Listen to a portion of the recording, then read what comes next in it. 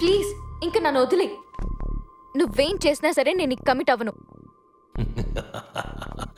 నీ ఫ్రెండ్ మీరా కూడా ఇలాగే అంది మొదట్లో. మీరానా? మీరాకి నీకు ఏం సంబంధం? షాక్ అయ్యావు కదా. అసలు మీరా ఎందుకు సూసైడ్ చేసుకోవాలనుకుందో నీకు తెలుసా?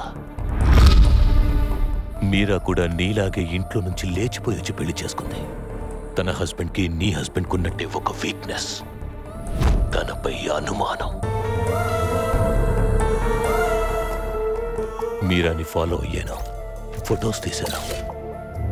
మరో రోజు మీరా బాత్రూంలో స్నానం చేస్తుంటే వీడియో తీశాను.